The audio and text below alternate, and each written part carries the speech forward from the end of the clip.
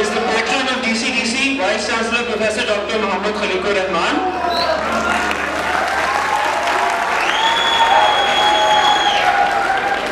आज हमारे पास बहुत सारे distinguished guests मौजूद हैं, जिनमें Vice Chancellor University of Education Professor Faisal Hasan साहब तशरीफ फरमा हैं. इनके साथ ही we also have a renowned bureaucrat, Old Raghian, and the President of the Old Raghian Union, Mr. Kamran Lashari.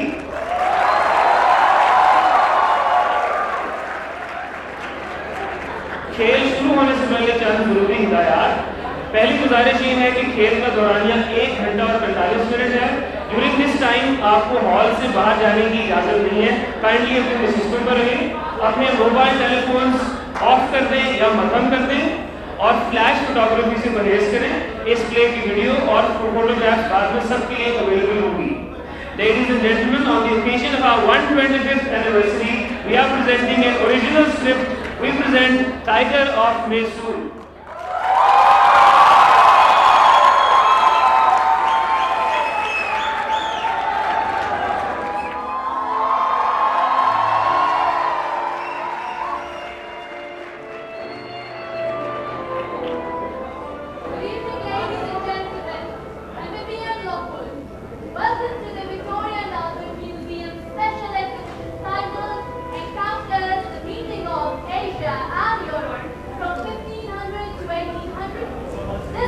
Exhibition allows us to explore the historical interface between Eastern and Western civilizations and related issues like history, ethnicity, and colonialism. Ladies and gentlemen, today's tour will include a look into southern India in the concluding decades of the 18th century, and the time under discussion is remembered when the Anglo-Mysore War was between the representatives of the East India Company, namely Governor General Cornwallis and Wellesley, and South Indian ruler Tipu Sultan. Ladies and gentlemen, here at the VA Museum, the most seen exhibit for many years has been the Tiger of Tipu Sultan. It is an 18th century automaton that Tipu had placed in the Raj Mahal in his fortress in the capital city of Seringapatam.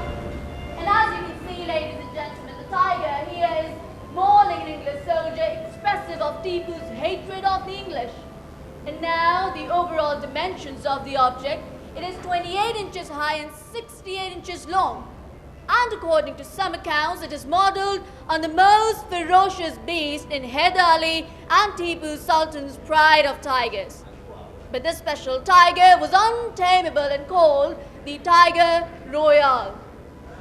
Ladies and gentlemen, in some South Asian accounts of the Fourth Anglo-Mysore War, when Tipu was besieged in his fortress at Seringapatam, his men led the Tiger Royal out of its cage.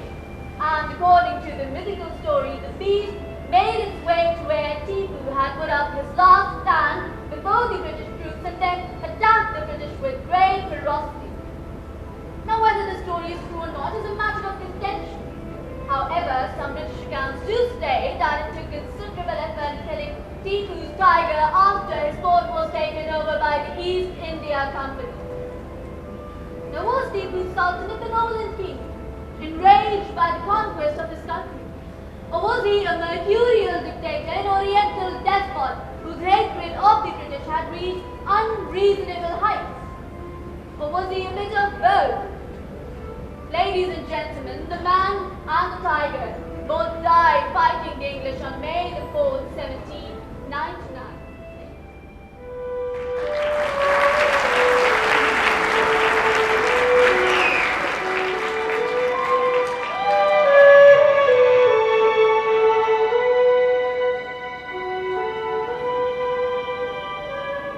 मोरिक कभी पूरी दास्तान नहीं सुनाते। वो इसलिए कि पूरी दास्तान कोई जानता ही नहीं। क्या मतलब पूरी दास्तान कोई जानता ही नहीं? हर शख्स के पास कहानी का अपना रुख होता है और जो रुख मकबूल हो जाए वो तारीख कहलाता है। तुम संजीदा हो? हाँ, बिल्कुल संजीदा हूँ। तो क्या कहानी के अपने किरदार भी नहीं जानते कि क्या हो रहा है? अरे कहानी के किरदार तो बिल्कुल नहीं जान पाते। तो फिर सवाल ये उठता है, कहानी आखिर है किसकी? है तुम, यानी कि तुम। क्या तुम समझते हो कि 1700 चूंकि मीर सादिक कहानी का किरदार है और कहानी को अपने नुक्ताए नजर से पेश करने का पूरा हक रखता है। तुम जिसके हकदार थे वो तुम्हें मिल चुका। अच्छा, कुतुबुद्दीन, अभी तुम कह रहे थे कि तारीख का कोई बयान मुकम्मल तौर पर काबिल भरोसा है ही नहीं, खुसूसन मौरिखीन का। हमारा मतलब तुमसे हरगिज नहीं था। यही तो मेरा मुद्दा है। अगर कहानी का एक किरदार कहानी को अपने नुक्ताए नजर से बयान करे और उसी कहानी का दूसरा किरदार कहानी को किसी और तरह से बयान करे, हत्ता के पहले बयान की गई दास्तां की नफी हो, तो तुम लोग किसको मौक़ियत दोगे? जवाब दो, कुत्ती वाले बैठे हो। 1799 की कहानी के तमाम किरदारों से इस किरदार की गंगा तो अलग ही बहती है, तो गोया अब ये बताएगा कि कौन दुरुस्त था कौन गलत। ये मीर सादिक है। अहमद कौन? मीर सादिक इस बात का दावा नहीं करता कि उसकी बात सनद है, लेकिन मेरा मुतालबा है कहानी दोबारा दोहराई जाए। 1799 सैयद मुहिब पूर्निया और लॉर्ड दर्जली की भी कहानी है। And I nearly thought that you were going to leave out the representative of the East India Company from your little amusement. Mir Sadiq चाहता है कि 1799 की दास्तान फिर से दोहराई जाए। What for? क्योंकि कहानी में मीर सादिक के किरदार को मस्त किया गया। Really, no? तुम जानते थे कि तुम क्या कर रहे हो। हमारे पास आजादी का एक लम्हा मौजूद था, तुमने उस लम्हे वो फैसला लिया जो तुमने चाहा। अब शिकायत कैसी? ओह, तुम्हारी बात से बेसाख्ता मुझे सैयद मुहिब याद आ गया। हाँ, सैयद मुहिब। तुम्हें याद है सैयद मुहिब, जिस लम्हे अंग्रेज सरंगापटम पर काबिज हुए थे, तो तुमने उस लम्हे क्या कहा था? हाँ याद है, बसाओ का जिंदगी का एक लम्हा उम्र भर पर सबकट ले जाता है। क्यों मीर सादिक? देखा, यही सारा मसला है। जैसे ही दास्तां शुरू होती है, हम कहानी के किरदारों को खुद ही अच्छे और बुरे में तकसीम कर लेते हैं। अहमद खान, जब कहानी शुरू होती है तो किरदार वही करता है जो सूरत हाल तकाजा करती है। हीरो विलन अच्छे बुरे कहानी में नहीं, बल्कि कहानी पढ़ने और सुनाने वालों के जहनों में होते हैं। कोई सूरत हाल इस बात का तकाजा नहीं करती कि तुम अपने ज़मीर का सौदा कर डालो। बहादुरी, दिलेरी, नेकी, बदी, ये सब मनगढ़ंत बातें हैं जो हमसे मंसूब कर दी जाती हैं। I am curious. Who makes heroes and villains out of us, Mr. Sadiq? दर्जली जी, मौरिख, रावी, दास्तां गो, यही लोग मिलके हमें हीरो या विलन बनाते हैं। प्रणाम प्रणाम प्रणाम। अरे देखिए हजूर, आमिर सादिक के मुतालिक जो भी राय रखे, लेकिन वो दुनिया को अपनी नजर से पेश करने का हक रखता है। अरे हम में से कोई एक भी कहानी को दोहराए जाने का मुतालबा कर सकता है। But everyone has heard the story, Purnia ji.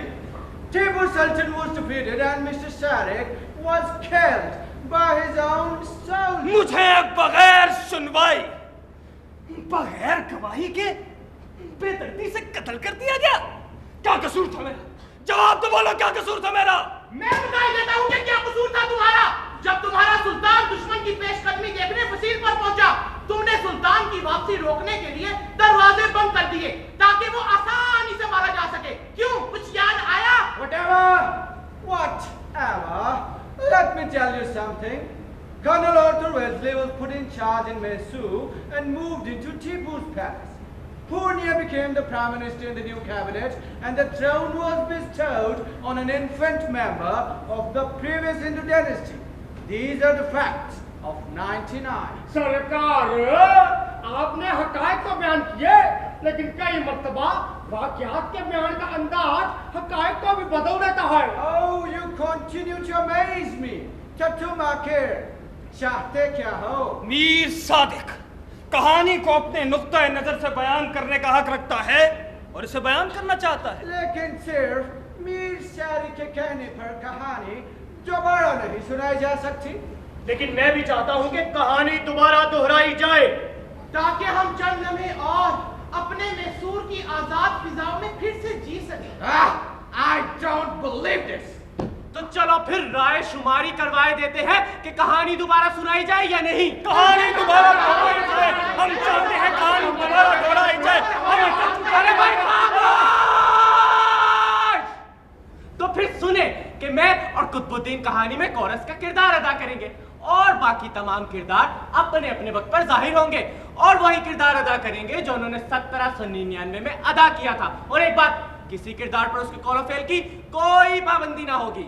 हमें मंजूर है। बहुत खूब।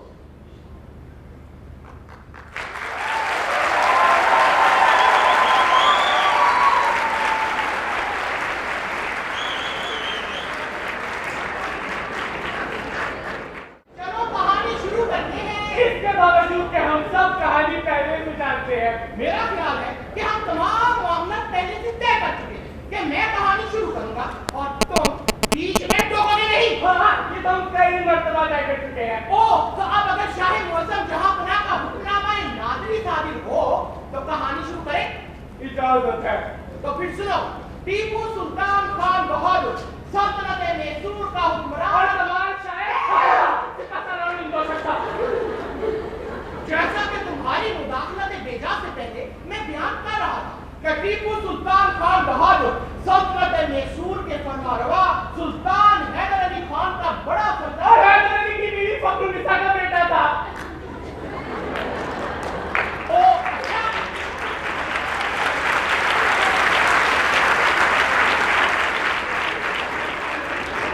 मुझे तो पता नहीं था। देखा, मुझे सब कुछ पता है। अरे वाह, तुम्हें तो मुअर्रिख होना चाहिए ताकि तारीख का और मेरा गलत हो जाता। टीपू सुल्तान बहादुर तुम बहुत अक्लमंद हो। भाड़ में गई तुम्हारी तारीख और अरे भाई, तारीख में ना कहा थी। तुम सुनाओ कहानी, मैं चला। और अगर कभी तारीख बदलने का मौका मिला ना तो तुम्हें जरूर मार दूंगा।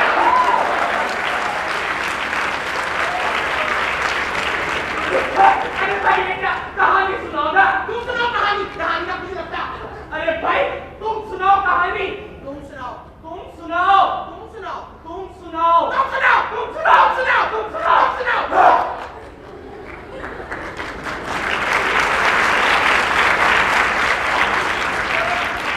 एक दफा का जिक्र है कि कहानी थी जिसको सुनाने वाला कोई नहीं था। उस कहानी को सुनाने में एक जाहिल बार-बार मुखी हो जाता था। तुमने मुझे जाहिल कहा और तुम्हें आलिम कहूं।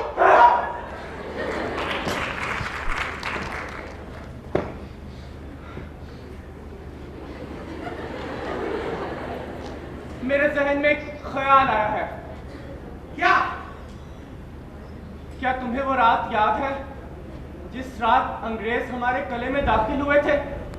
भला वो रात भी भुलाई जा सकती है कभी, लेकिन अहमद खान, जब भी कहानी सुनाने की बात हो तुम हमेशा यही सवाल क्यों पूछते हो? तुम जानते हो क्यों? मेरी जान छोड़ो, मुझे कोई कहानी नहीं सुनानी। याद है जिस रात अंग्रेज फौज ने किले की दीवार में रखना किया था और उसकी खबर सुल्तान को मिली? कुतुबुद्दीन, तुम्हें तो कहानी का एक एक मंजर याद है। तुम ही सुनाओ ना कहानी कुतुबुद्दीन, सुनाओ ना कहानी। याद है कि टीपू भी दस्तरखान पर बैठा ही था कि अचानक जानिब से शोर-गुल सुनाई दी और जहां से शोर-गुल और घनघरेज की आवाज सुनाई दे रही थी, टीपू सीधा वहीं पहुंचा। टीपू के लिए वो वक्त इंतहाई अजियतनाक था। अंग्रेज फौज बगैर किसी मुदाखलत के किले में दाखिल हो चुकी थी। मैसूरी फौज ने उनके रास्ते में किसी किस्म की रुकावट नहीं डाली। चंद ही लम्हों में टीपू यह तल्ख हकीकत जान चुका था कि उसके साथ बदकारी की गई है। उसे समझ जाना चाहिए था कि खेल अब खत्म हो चुका है। वो ये जानता था। तुम जानते हो कुतुबुद्दीन कि जब इंसान को ये मालूम हो जाए कि उसकी मौत यकीनी है तो उसकी तमाम जिंदगी एक लम्हे में उसकी आंखों के सामने घूम जाती है।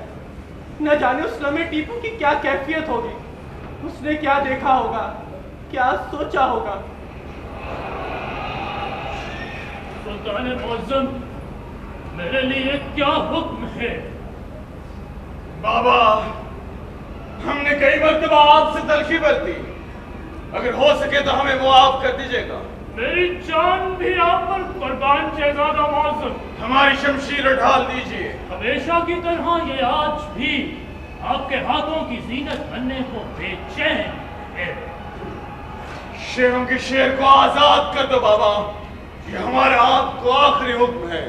क्या शेरों के शेर बहादुर को आजाद कर दूं? अलीजा, आपके खानदान ने तो उसे बरसों पाला है। हाँ, लेकिन शायद उसे पालना ही गलत था। बहादुर तो मैसूर की आजादी की अलामत है। अलामतें वो नहीं होती जो हम बनाने की कोशिश करते हैं बाबा।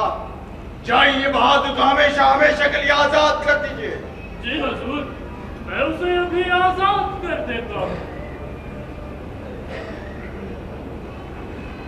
क्या तुम्हें याद है कि फिर टीपू ने क्या कहा? हाँ, एक हर्फ वो मुड़ा, हमारी जानी देखो और यूं मुखातिब हुआ। तुम्हारे पास इंतखाब की आजादी है, गुलामी, जवाब। हमें क्या करना चाहिए? वो तो सीधा अंग्रेजों की जानिब बढ़ रहा है। अब क्या होगा?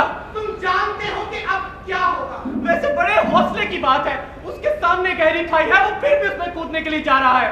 हाँ, शेर जैसे हौसले के साथ जो उसे अपने बाप सुल्तान हैदर अली खान से विरसे में मिला, याद है ना?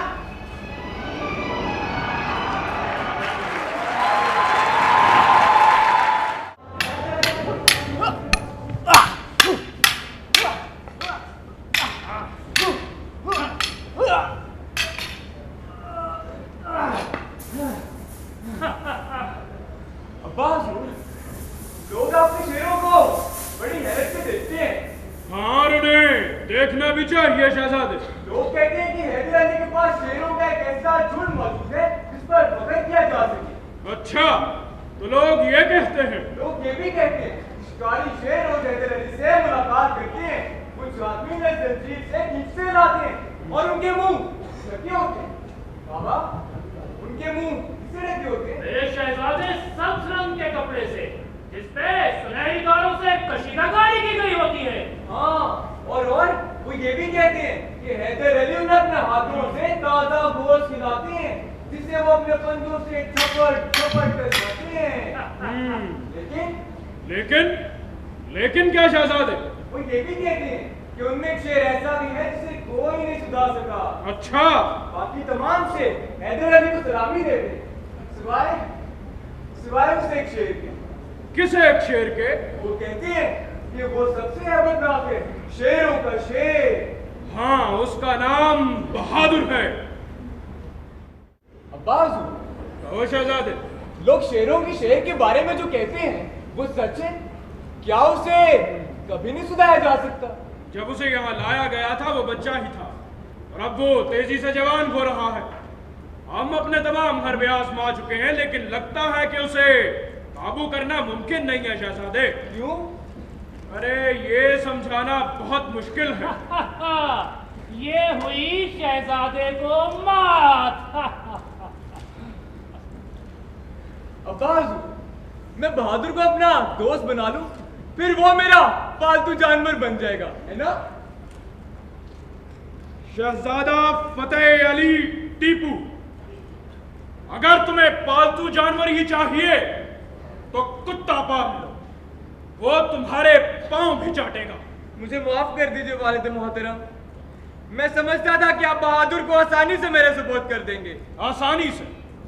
आसानी से शहजादे, तुम मुझे यह समझाओ कि कौन सा शेर है जो तुम्हारी गुलामी को एजाज समझकर तुम्हारे कदमों में बैठ जा। टीपू, मेरे शहजादे, कई मर्तबा तो तुम ऐसी बात करते हो कि तुम्हारा कद आम आदमी से भी छोटा महसूस होता। बहुत जल्द तुम मकामी राजाओं, मरहट्टों और अंग्रेजों को अपने मद्दे मुकाबिल पाओगे। मैं तुमसे इससे कहीं ज्यादा तवक्कुआत रखता हूं शहजादे। मुझे माफ कर दीजिए वालिद मोहतरम। उठ जाओ शहजादे, तुम्हें हर वक्त होशियार रहना है। खुद को इस काबिल बनाना है कि वक्त की रफ्तार के साथ चल सको। तुम्हारे दुश्मन तुम्हारी कमजोरी के ताक़ुब रहेंगे। इन्हें कोई मौका मत देना। देखो बेटे, बहादुर हमारे काबू में इसलिए नहीं आता कि खुदा की मखलूक में ऐसी मखलूक भी है जो इस बात पर नाला होती है कि उसे कानून कुदरत से हटकर जीना सिखाया जाए। लेकिन बाकी शेर तो आपका हुक्म मानते हैं ना? अरे क्या तुम अपने बूढ़े बाबा का इम्तिहान ले रहे हो? अब्बा जान, आप बूढ़े नहीं हैं। अच्छा, तुम कहते हो तो ऐसा ही होगा। बताइए ना, मैं जानना चाहता हूं। अच्छा बेटे, मैं समझाने की कोशिश करता हूं। जब शिकारी अपना जाल फेंके और तुम्हें चारों जानिब से घेर ले, तो तुम्हारे पास बचने का कोई रास्ता बाकी न रहे, तो फिर तुम क्या करोगे शहजादे? क्या करूंगा? उस मौका पर हार ही मानना पड़ेगा, क्योंकि लड़ने और मुकाबला करने से कुछ हासिल ना हो।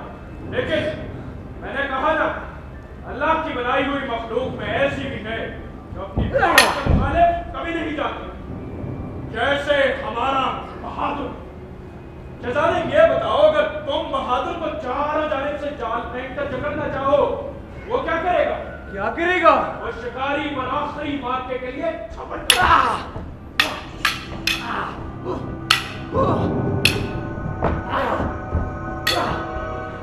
और यही उसकी जिंदगी का लाजवाब लम्हा होगा। याद रखो, हम सब ऐसी दुनिया में जिंदा हैं जहां हमारी जिंदगी और हालात हमेशा हमारे ताबे नहीं होते, लेकिन किसी दिन किसी जगह वो लम्हा जरूर आता है जिस वक्त हम ये फैसला करने के लिए आजाद होते हैं, हमें अपनी फितरत के मुताबिक जीना है या फिर फितरत से हटकर। यूं समझ लो, जिंदगी क्या मौत। मैं समझ गया। मैं जानता हूं कि मेरी जिंदगी में वो लम्हा कौन सा होगा। अच्छा, तो तुम जानते हो? जब मैं अपने वतन से निकाल फेंकूंगा।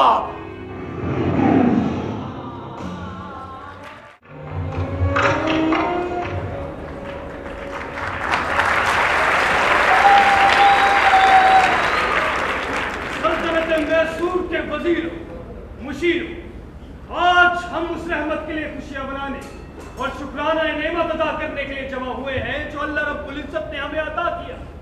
बरस हबरस की सोबतों, कठिन हालात का मुकाबला करने के बाद बिलाखिर आज हम फतयाब हुए। जय हो प्रभु। जुलाई 1780 में ऊपर वाले ने अपना खास करम किया। टीपू सुल्तान खान बहादुर की सेना ने अंग्रेज सेना का सिपा सालार कर्नल पैली और उसकी सेना को इबरतनाक शिकस्त दी। इसीलिए तो कहूँ जय हो बजरंग बली, तोड़ दुश्मन की नली। फरवरी 1782 में सल्तनत खुदादाद की हैदरी फौज, जिस फौज के सिपा सालार सुल्तान मौजम थे, उस फौज ने फिरंगी कर्नल ब्रैथवेट को भी इबरतनाक शिकस्त दी। सुल्तान टीपू जिंदाबाद, सुल्तान टीपू जिंदाबाद। और उसी जंग के दौरान हमारे सुल्तान मौसम हैदर अली खान खालिक के हकीकी से जा मिले, लेकिन मरते वक्त हमारे आका मुतमईन थे, क्योंकि उनका फर्जंद फरंगियों पर कहर बन के नाजिल हो रहा था।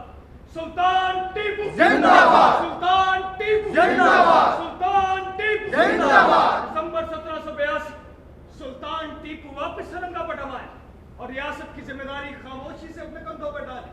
अप्रैल 1783 में सल्तनत खुदादाद की हैदरी फौज ने अंग्रेज को इबरतनाक शिकस्त देते हुए कई फरंगियों को भी गिरफ्तार किया, जिनमें जनरल मैथ्यूज भी शामिल था। सुल्तान मौसम उसे जल्द अज जल्द फांसी देनी जाएगी। अरे नहीं नहीं सरकार, उसे हाथी के पैरों तले रुंधवाया जाए। सुल्तान मौजम, मैं इस फतह के मौके पर कुछ कहने की इजाजत चाहता हूँ।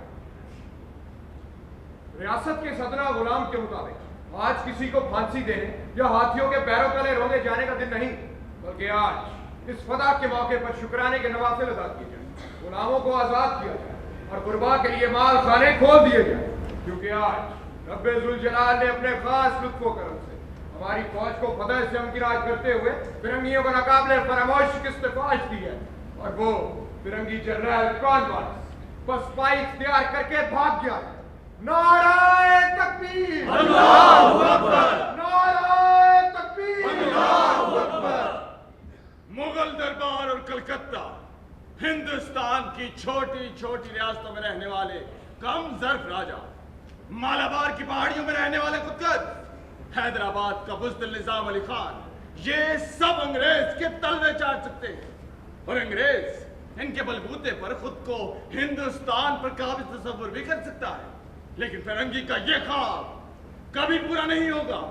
टीपू सुल्तान का अहद है खुद से और मैसूर की रियाया से। इंशाअल्लाह सुल्तान मौसम, मैसूर कभी फरंगी के कब्जे में नहीं जाएगा।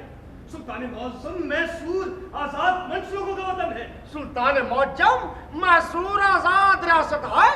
इस पर ना तो कोई हमलावर काबिज हो सकता है और ना किसी और का रंग गालिब पा सकता है। इंशाअल्लाह सुल्तान मौजम, मैसूर हमेशा फिरंगियों के हाथ का कांटा बना रहेगा।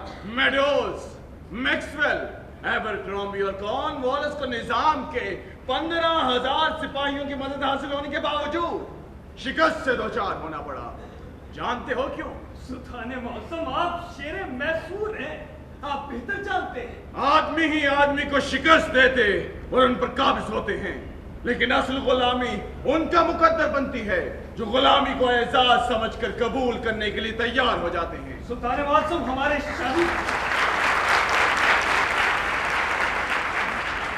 शाही कवाल ने इस फतह की खुशी में महफिल समा का बंदोबस्त किया है। आपकी इजाजत चाहते हैं सुल्तान मौसम।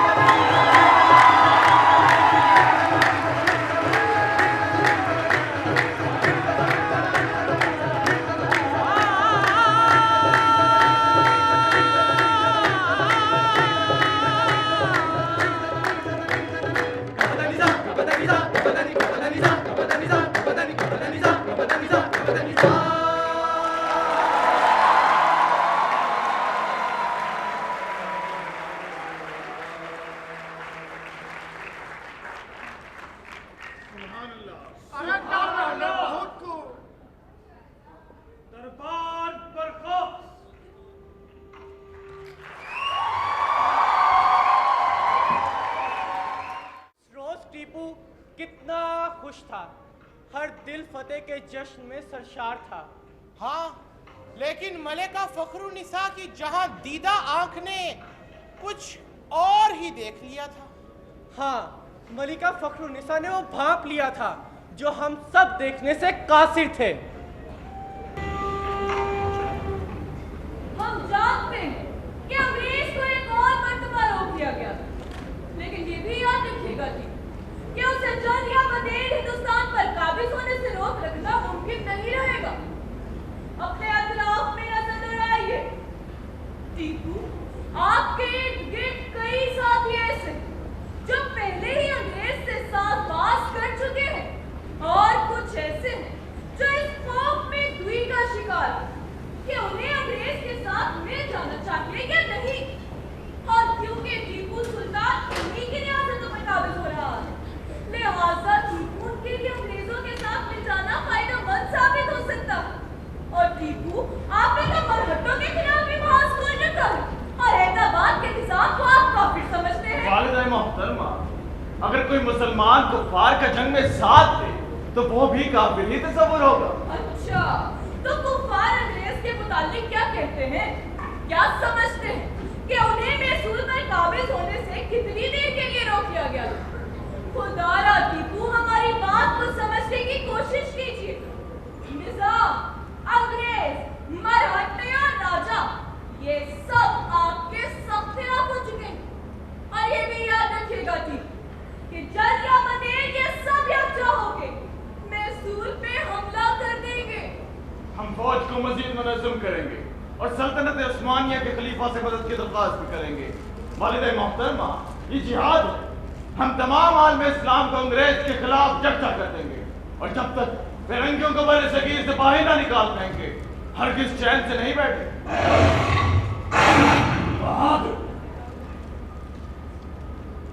आप देखिएगा, इंशाअल्लाह हमारी फौज सरंगा बटन की तारीख दोहराएगी। अच्छा टीपू, पर अभी थोड़ी देर पहले तो हमने सुना था कि आदमी ही आदमी को शिकस्त देते हैं। लेकिन हमारी फौज फरंगी की गुलामी पर मौत को तरजीह देगी। काश मेरे लाल, इंसानी फितरत इतनी ही सादा होती जितना आप गुमान करते हैं, मगर अफसोस कि ऐसा नहीं है। जब तक हमारे लिए हमारी वालिदा के हाथ खुदा की बारगाह में बुलंद होते रहेंगे, हमें किसी चीज का खौफ नहीं। तो ठीक है टीपू, लेकिन शायद बेहतर होता कि आप कुछ लोगों से बेखौफ ना होते।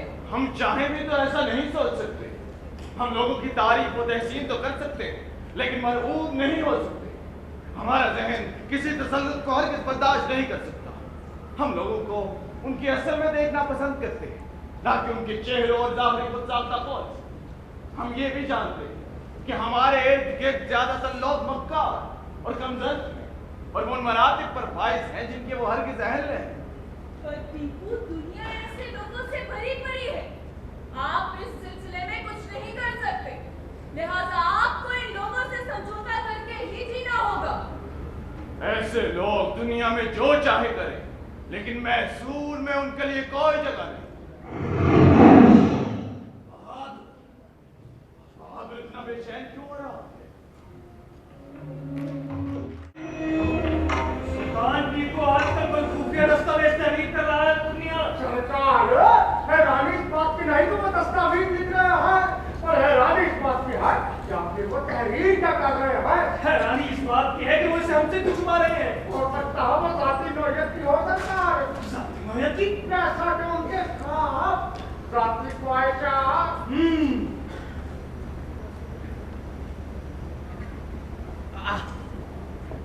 कुतुबुद्दीन, क्या तुम जानते हो कि तुम कौन हो? क्या अहम काना सवाल है? मैं जानता हूँ मैं कौन हूँ। मैं कुतुबुद्दीन खान हूँ, टीपू सुल्तान के गले का चौबदार। इस मर्तबे के बगैर तुम कौन हो?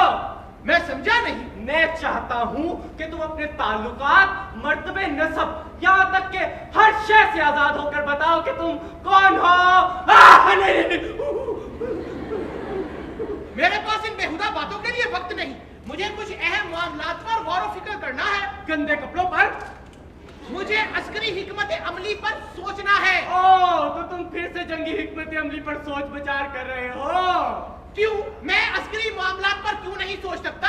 मीर सादिक में ऐसा क्या है कि अस्करी मामलात पर सिर्फ वो ही सोचे? आओ, तुम संजीदा हो? हाँ बिल्कुल संजीदा। इंसान की जाए पैदाइश महज इत्तफाक है। मैं मीर सादिक भी तो पैदा हो सकता था और पूर्णिया तुम्हारी जगह गंदे कपड़े धो सकता था। वाह क्या बात है, तुम मीर सादिक होते और मैं पूर्णिया, और हम दोनों मिलकर सल्तनत के तमाम अमूर अपने हाथों में ले लेते। लेकिन ये सब होता कैसे?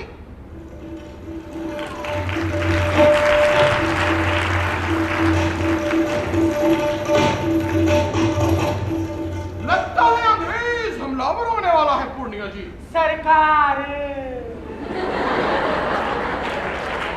अंग्रेज के खिलाफ हमारी क्या हिकमत अमली होनी चाहिए? सरकार, क्या हमें फौरन मगरबी मुहाज के सलारों को मुशावरत के लिए बुलवा लेना चाहिए?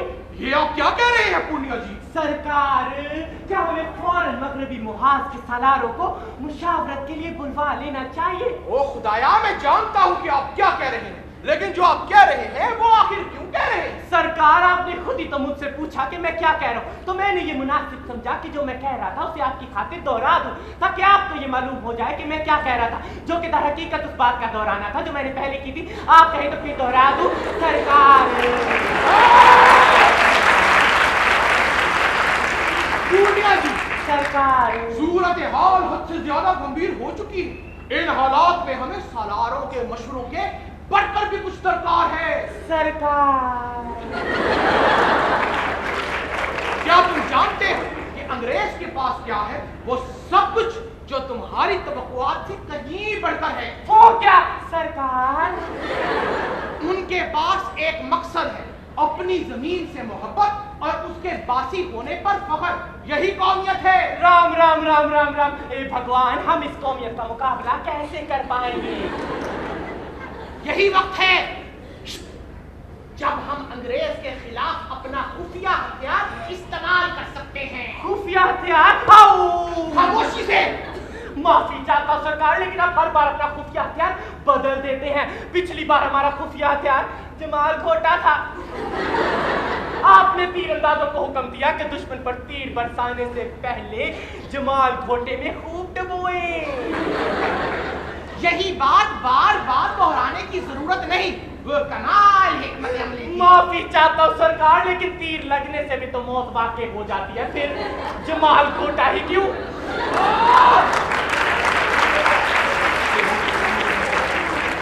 जमाल घोटा, जमाल घोटा, जमाल घोटा, जमाल घोटा, जमाल घोटा, जमाल घोटा। सुनो, तीर लगने से सिर्फ जिस्म जख्मी होता, जबकि हम अपने दुश्मन को तड़प तड़प तड़प तड़प के मरता हुआ देखना चाहते थे। तो मैं समझा सरकार, अब हम अंग्रेज के खिलाफ भी यही खुफिया हथियार इस्तेमाल करेंगे ना? पूर्णिया जी, क्या आप समझते हैं कि अंग्रेज का मुकाबला जमाल घोटे से किया जा सकता है? तो क्या सरकार, अंग्रेज की रूह को तड़पाने के लिए आपके पास इससे भी गलीज नुस्खा है? पूर्णिया जी, अंग्रेज के खिलाफ हमें काले इल्म का सहारा लेना।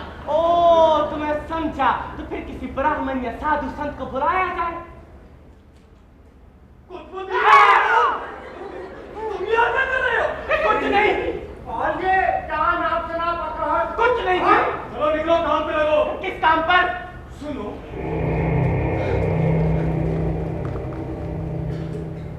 सुल्तान की हर हरकत पर नजर रखो। रवैये की मामूली से मामूली तब्दीली खाने पीने में होने वाली तब्दीली। सलाम खाने में टीपू इतना वक्त गुजारता है, और हाँ, सलाम खाने की औरतों पर भी नजर रखो। मलहट्टों पर हमले किया 6 जमात सानी 1226 हिजरी। हमने एक ख्वाब देखा। हमने देखा कि हमारे रूबरू 3 औरतों को लाया गया है। फिर वो औरतें आहिस्ता आहिस्ता हमारे करीब आई। वो औरतें हरगिज़ न थी, बल्कि औरतों के रूप में हमारे दुश्मन मरहट्टों का सरदार हरिपंत परखिया, हैदराबाद का निजाम अली खान और फरंगी वेल्सली थे। आज ये fascist। जब तुम जानते हो कि तुम कामयाब नहीं हो सकते, जब तुम जानते हो कि तुम सब कुछ खो चुके हो, सब कुछ, everything।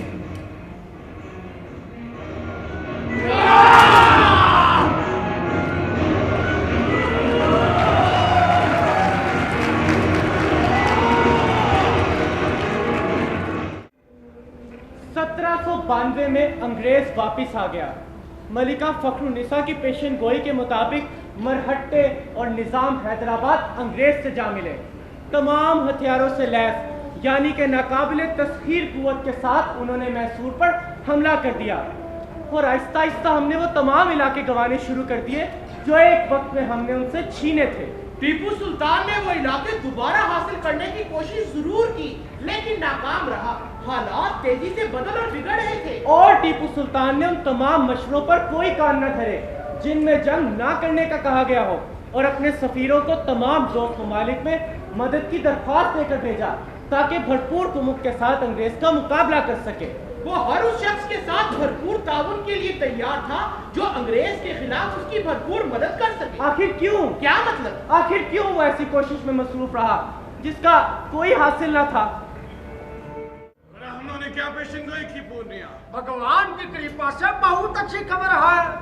ऊपर वाला सुल्तान मुअज्जम को अजीम कामयाबी से हमकनार फरमाएगा। इंशाअल्लाह। इंशाअल्लाह सुल्तान मुअज्जम और हमारे सुल्तान कुफार को ऐसी इबरतनाक शिकस्त दें जो उनके गुबा से परे हो और वो जिंदगी भर मैसूर का नाम ना ले सके। सुल्तान मुअज्जम। दोस्तों क्या ये सच है? हमारी बलि स्वीकार कीजिए सुल्तान मुअज्जम। हमारा एक एक शब्द सत्य है और पवित्र है। अगर ये सच है तो तुम्हारे अल्फाज ने हमारे जिस्म में खून की गर्मी को और बढ़ा दिया है। कलादार को हुक्म दो कि गले के वसील के चारों कोनों पर एक एक 100 काली भेड़ों की कुर्बानी दी जाए। इरशाद आलिया की तकमील होगी सुल्तान मुअज्जम। औरत की छावनी की सिपह सलार ने क्या तफसील भिजवाई है? औरत की छावनी की सिपह सलार का पैगाम सुल्तान मुअज्जम को सुनाया जाए। मैं आखिरी दम तक किले की हिफाजत करूंगा क्योंकि जिंदगी एक मर्तबा मिलती है और मौत भी एक ही मर्तबा। मैंने भरपूर जिंदगी जी ली, अब शानदार मौत का ख्वाहिशमंद हूँ। मौत का मजा तो हर जी रूह ने चखना है, तो क्यों ना बेहतर हो कि बहादुर की मौत मारा जाए। वाह, हमें अपने सिपह सलार से ऐसी ही तवक्को थी। मीर सादिक, क्या हमारी प्यादा सिपह जंग के लिए तैयार है? सुल्तान मुअज्जम, हमारी प्यादा फौज का जज्बा चट्टान से ज्यादा मजबूत है। आपके हुक्म के मुताबिक हमने प्यादा फौज को इस बात पर तैयार कर दिया कि दुश्मन का पड़ाव जहां कहीं भी हो, शेर की तरह उस पर झपटो और उसे तहस नहस करके आगे बढ़ो। इस प्यादा फौज की जिम्मेदारी हमारे बहादुर नौजवान सैयद गफार की जिम्मे आई है। सुल्तान मुअज्जम, आइए आइए बाजी हैदरी के जांबाज सालार, अमार का हक का बातिल का वक्त आ पहुंचा है। हमें महाज की जानिब पेशकदमी शुरू करनी चाहिए। कलादार हाजिर हो। कलादार हाजिर है। लाइए बाबा हमारी शमशीर और ढाल। ये लीजिए हुजूर। बहादुर की तो आदम में कोई कमी तो नहीं छोड़ी आपने? पहले की तरह आज भी हरगिज़ नहीं सुल्तान मुअज्जम। लेकिन आज हमने उसके धारने की गरज नहीं सुनी। वो इस वक्त इंतहाई पुरसकून है सुल्तान मुअज्जम। ये क्या वजह है बाबा कि आम दिनों में उसका रवैया इस तरह भी होता है और जब भी मैसूरी फौज जंग पर जाने के लिए बेचैन हो बहादुर पुरसकून होता है? आखिर वो हमारी सल्तनत के मिजाज और इतवार क्यों नहीं अपनाता? वो अपनी सल्तनत का बादशाह है सुल्तान मुअज्जम। शेर मैसूर हमारी आजादी और जुनून की अलामत है। लेकिन हमारी आजादी और जुनून की अलामत तो आप हैं सुल्तान मुअज्जम, जो आज हमारे सिपह सलार। सैयद मोहिब, हम जानते हैं कि तुम्हारे दिल में कौन सी ख्वाहिश है, लेकिन गमज़दा मत हो। तुम मैसूर के सिफारती मामूलात की निगरानी और क़यादत करोगे। जी सुल्तान मुअज्जम। कठिन हालात ही हमें दुश्मन के खिलाफ मुत्तहिद करते हैं। दोस्तों, हम ऐसी दुनिया में बसते हैं जहां हालात मुकम्मल तौर पर हमारे ताबे नहीं होते, लेकिन किसी दिन, किसी जगह, किसी वक्त एक ऐसा लम्हा जरूर मिलता है जब हम अपनी फितरत के मुताबिक कदम उठाने पर कादिर होते हैं। आज जब तुम्हारा गोला बारूद खत्म हो जाएगा, तुम्हारी तलवारें टूट जाएंगी और बज़ाहिर शिकस्त नागुज़ीर लगेगी, उस वक्त तुम फैसला करने के लिए आजाद होगे। फैसला, आजादी, जमा। और इंशाअल्लाह हैदरी फौज का और सिपाही जिंदगी पर आजादी को तरजीह देंगे। अगर ये सच है तो फरंगी बरसगीर पर कभी काबज ना हो सकेगा। इंशाअल्लाह। इज्जत वकार से आगे बढ़ो ताकि इज्जत और वकार ही तुम्हारे हिस्से में आए। होशियार हो जाओ। हमारी जंग, हमारा जुनून, आजादी और महसूस।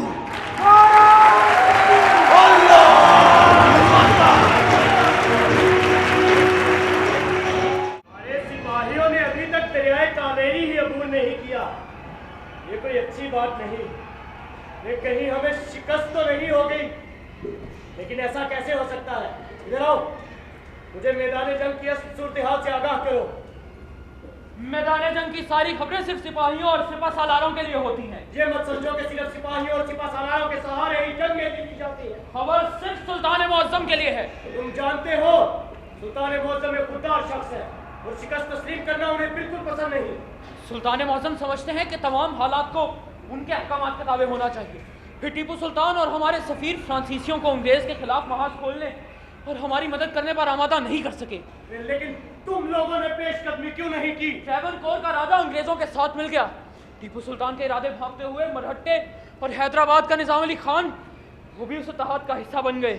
तुम मेरे सवाल का जवाब क्यों? अरे अंग्रेजों ने आगे बढ़ते हुए हमारे बहुत सारे इलाकों पर कब्जा कर लिया। उनके पास हर तरह का असलहा और गोला बारूद मौजूद था। सुल्तान ने कई बार कोशिश की, लेकिन असल बात बताओ। असल बात बताऊं मैं।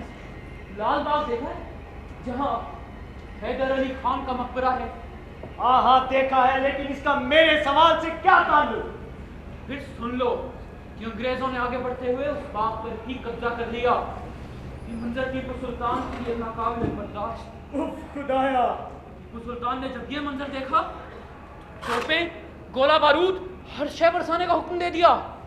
हर शय। अरे अंधाधुंध गोलाबारी तो शुरू हो गई, लेकिन बेसूद थी। ये मंजर देखते हुए कई सिपाही सुल्तान का साथ छोड़कर पलट आए। यहाँ तक कि हमारे साथ शामिल वाहिद फ्रांसीसी दस्ते के सालार ने भी हथियार डाल दिए। हथियार डाल दिए? अरे लेकिन तुम लोगों ने पेशकदमी क्यों नहीं की? आखिर कोई जानते बूझते हुए भी अंधी काई में कैसे कूद सकता है? क्या हमारा मुकाबला एक ताकतवर खौफनाक इत्तेहाद से है। राजा, निजाम, मरहट्टे, हिंदुस्तान के नवाब, ये सब अंग्रेज के साथ साजवाज कर चुके हैं। हम कुछ भी कर लें, जल्द या बदेर अंग्रेज पूरे हिंदुस्तान पर काबिज होगा। हम कुछ देर मुदाफियत तो कर सकते हैं। मुदाफियत? हम मुदाफियत कर सकते हैं, लड़ सकते हैं, मर सकते हैं, लेकिन अंग्रेज का रास्ता नहीं रोक सकते। आखिर ये सब क्या हो रहा है? अंग्रेजों की जबान में इन हालात के लिए एक इस्तिलाह मौजूद है। क्या सुना था मैंने फिरंगियों से? इनएविटेबल। हाँ, इनएविटेबल, यानी वो बात जो होकर रहेगी। क्या आपने बड़े हमलों से दरियाफ्त किया कि मजीद क्या होगा? जी सुल्तान मुअज्जम। उन्होंने क्या पेशिंदोई की है पूर्णिया? खामोश क्यों, जवाब क्यों नहीं देते? सुल्तान मुअज्जम, उन्होंने तो कहा है वो हौसला अफजा पर उम्मीद नहीं है। फिर भी सुनना चाहेंगे। उनका कहना है कि सल्तनत को शदीद खतरात लाकर सूरत हाल में। हम जानते हैं सूरत हाल को कैसे बेहतर किया जा सकता है, ये बताइए। उनका कहना है कि हमें मजीद भेड़ बकरियों की कुर्बानियां देना होंगी। इस आदिकार क्या कहते हैं? सुल्तान मौसम आप बेहतर जानते हैं। सैयद मोहिब आप बताइए। आलीजा, मैं समझता हूँ कि अरे अब आप क्यों रुक गए, बोलिए। आलीजा, हमें चढ़ावे देने और रस्में अदा करने से कुछ हासिल ना होगा। लेकिन पेशन गोई तो हो चुकी ना। रे पेशन गोई की कोई वक़्त नहीं, ये हालात से फरार और कमजोर अकायद की निशानी है। राम राम राम राम। सुल्तान मौसम, हमें ब्राह्मणों से सितारों का हाल पूछना चाहिए। पादरियों के कहने पर रस्में अदा करनी चाहिए और कुर्बानी देनी चाहिए। जब कौमें मगलूब हो जाती हैं तो पादरी तो क्या, उनके खुदा भी बदल जाते हैं। और गजब हो गया सरकार।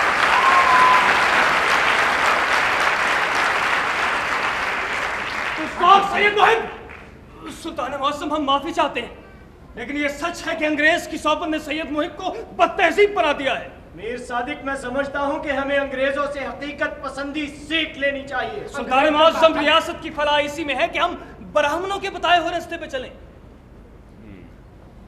सैयद मोहिब, कलादार को हुक्म दो कि कले की फसील के चारों कोनों पर 100 काली भेड़ों की कुर्बानी दी जाए और ब्राह्मणों को 4 सफेद हाथी बतौर तोहफा दे दिया जाए और फुकरा में 1.5 लाख शर्फी फौरन तकसीम कर दो। जी आलीजा। हमें सुलह की शराइत फौरी तौर पर अंग्रेज तक पहुंचाना होगी। अरे वो तो ठीक है सरकार, लेकिन सुलह की शराइत अंग्रेज के कब तक ले जाएगा कौन? सैयद मोहिब और कौन? सुल्तान मुअज्जम, इस सूरत हाल में सैयद मोहिब को भेजना मुनासिब होगा। क्यों? सैयद मोहिब अब जवान हो चुका है, बासलाहियत है, काबिल है। सलाह लुत्फ अली बेग का फर्जंद है जिसने फरंगियों के खिलाफ लड़ते हुए शहादत नोश की। सुल्तान मुअज्जम, ये सब सच है, लेकिन ये नौजवान अपाहिज है। इससे क्या फर्क पड़ता है पूर्णिया? सुल्तान मुअज्जम, मौके की मुनासबत को देखते हुए हमें ऐसे शख्स को भेजना चाहिए जो कुव्वत और शुजाअत की अलामत हो तो ज्यादा बेहतर होगा सरकार। सुल्तान मुअज्जम, हम सब इस नौजवान से मोहब्बत रखते हैं, लेकिन अगर इसे भेजा गया तो हम भी अंग्रेज के सामने लागर और बेबस दिखाई देंगे। अंग्रेज अपनी फतह के नशे में हमारा मजाक उड़ाएगा। सुल्तान मुअज्जम, हालात बहुत नाजुक हैं, हमें अस्करी और सफारती दोनों महाजों पर चुकन्ना रहना होगा। सुल्तान मुअज्जम, इस जिम्मे में हमारी एक गुजारिश है, आप किसी को भी मुज़ाकरात के लिए एलची मुकर्रर न करें। क्या मतलब? मीर जी के कहने का ये मतलब है कि मौके की मुनासबत को देखते हुए और हालात सुलझाने के लिए मैं और मीर सादिक खुद आपका पैगाम लेकर जाए सरकार तो ज्यादा बेहतर होगा। हाँ, ये ठीक रहेगा। हम मामलात आप दोनों की सपोर्ट करते हैं। बहादुर, बहादुर बेचैन हो रहा है। सुल्तान मुअज्जम, बहादुर बहादुर बेचैन हो रहा है, धाड़ा है वो। माफी चाहते हैं सरकार, हमें कुछ नहीं सुनाई दे रहा। क्या कह रहे हो तुम दोनों? बहादुर बेचैन हो रहा है, धाड़ा है वो। सरकार, प्रभु की सौगंध, हमें कुछ नहीं सुनाई दे रहा। ये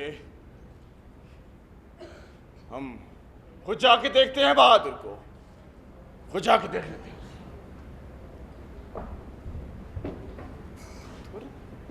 राम राम राम राम राम। टीपू सुल्तान को अब ख्याली आवाजें सुनाई देना शुरू हो गई है। लगता है दिमाग चल गया सुल्तान का। Gentlemen, I insist one must learn from history the accumulated wisdom of the human race. It all comes down to this: it is neither the strongest that survives nor the most intelligent. It is the one who learns to adapt and change in accordance with the vicissitudes of time. Gentlemen, जिंदा वही रहते हैं जो time के साथ change होते हैं। Wesley जी, time सरकार, चेंज विद टाइम है? Yes, change with time. The finance minister seems to catch on quickly, gentlemen. Change is inevitable. क्या तुमने सुन रखा है? Inevitable. वेस्ली जी, हम यहाँ आपसे मुज़ाकरात के लिए आए हैं। आखिर आप हमसे चाहते क्या हैं? Choose wisely between the two. इंतखाब किन दो चीजों में से सरकार? A day with your sultan or a lifetime with the English. अपने सल्तन के साथ एक दिन या फिर अंग्रेज के साथ lifetime. अंग्रेज इंडिया में change life. मुख्तलिफ शहजादों छोटी छोटी रियासतों की बजाय हम यूनाइटेड इंडिया की बुनियाद डालेगा। We will introduce modern education, build hospitals, railways, roads, ports, plant cities, and peaceful communities. तुम्हारा सल्तन तुम्हें मौत की तरफ भेजता।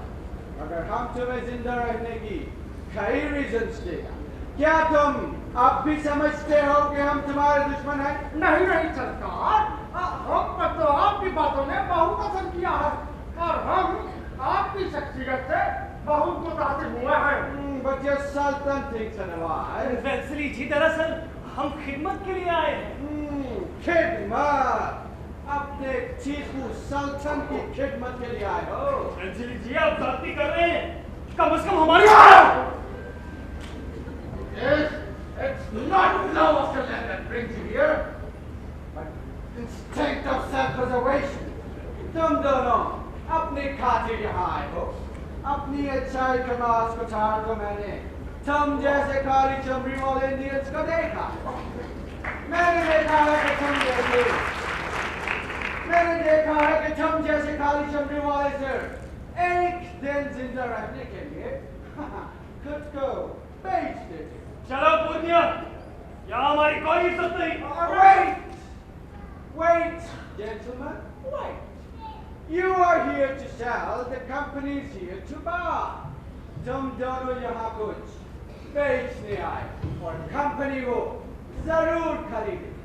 आजकल की दुनिया में सिर्फ कारोबार रिलेशन ही स्ट्रॉन्ग रिलेशन है। वेल्सली जी, अगर यही सच है तो हमें बताइए कि हम आपसे ताल्लुक कैसे जोड़ सकते हैं। So that is the point, gentlemen. Come here. Colonel Arthur Wellesley and Major General David Brand, along with General Harris and a large contingent of Nizam's forces, will besiege the Sultan's fort. और जैसे ही अंग्रेज आगे बढ़ेगा, तुम अपने लोगों को माल देने की खातिर उनके फौज से हटा दो। और जैसे ही हम टीपू को पकड़ लें, तुम अपने लोगों को समझाओगे कि ईस्ट इंडिया कंपनी के साथ कॉर्पोरेट करने में ही उनकी भलाई है। समझे? जी सरकार, समझ गए। So we have an understanding. This, gentlemen, is called progress, and progress is inevitable. Purnia तुम समझते हो ना? जी सरकार, यानी कि वो बात जो हो बना गई। Excellent.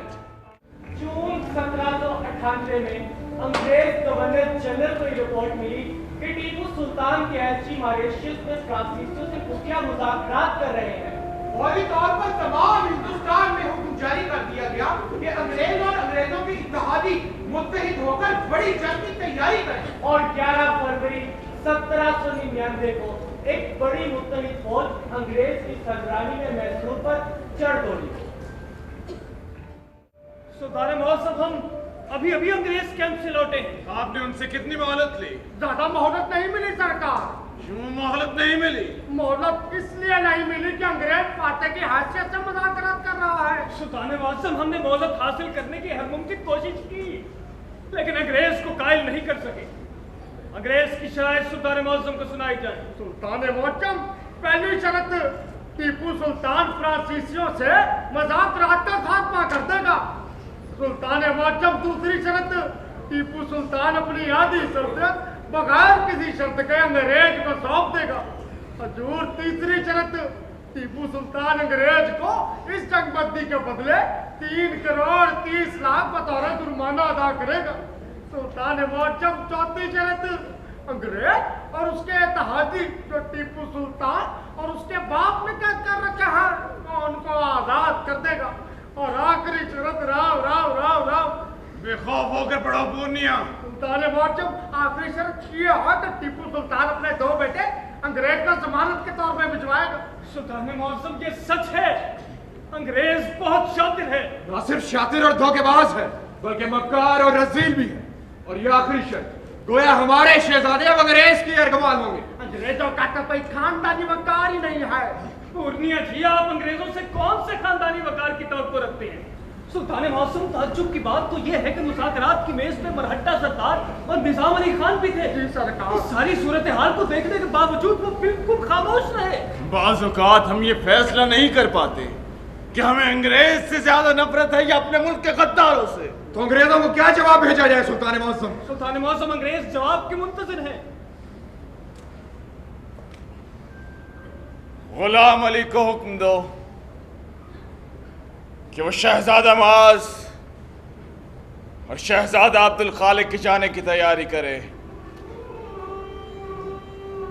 हम रुकैया बानो को कैसे समझाएंगे?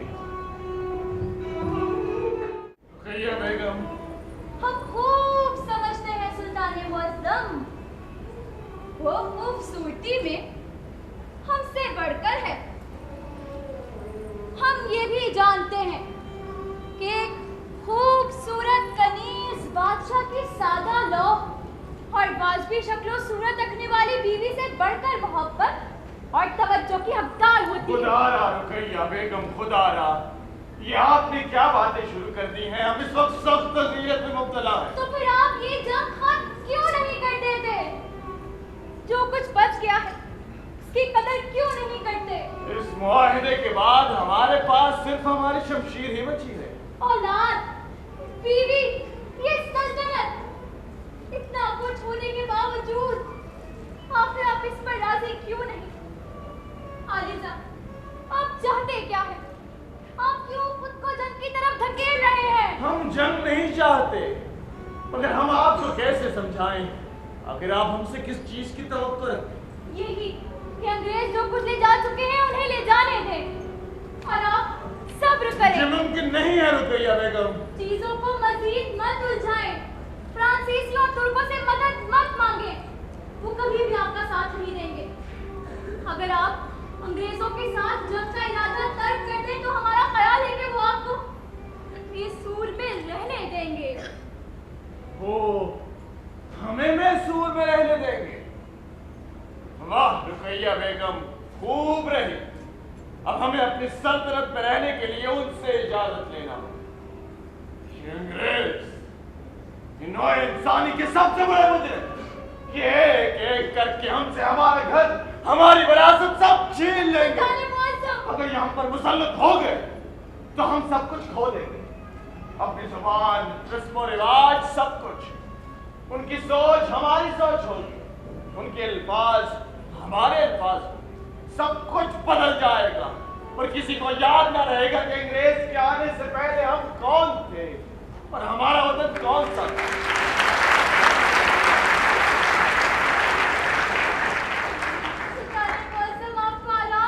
हम मैसूर कभी उनके कब्जे में नहीं जाएगा। सुल्तान उनके अजायब घर की कीमत कभी नहीं बढ़ेगा। हमारी बात तो सुनिए। आप जानती हैं कि अंग्रेज की कामयाबी का राज क्या है? हम समझाते हैं। अंग्रेज की कामयाबी का राज ये है कि वो कारोबार पर तवज्जो देता है, वो लोगों की महारत का इस्तेमाल करता है। अंग्रेज मसनूआत बनाने पर मेहनत सब करता है और उसे पूरी दुनिया में भिजवा देता है। हम ऐसे क्यों नहीं कर सकते? हमारी बात हम मैसूर को अपना तजारती मरकज बनाएंगे। हम फ्रांसीसी, अफगानी और के साथ मिलकर तिजारत करेंगे। तिजारत हिंदुस्तान की तमाम रियासतों को मुत्तहिद कर सकती है। हमें यूरोपियों की कोई जरूरत नहीं रहेगी और हमें मनहूस अंग्रेजों को अपने वतन से निकाल बाहर करेंगे, निकाल देंगे रुकैया बेगम अपने वतन से हमेशा हमेशा के लिए। अब ये आपका वतन नहीं रहा।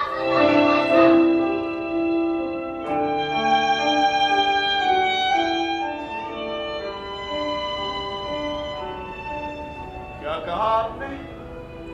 अभी आपका वतन नहीं रहा।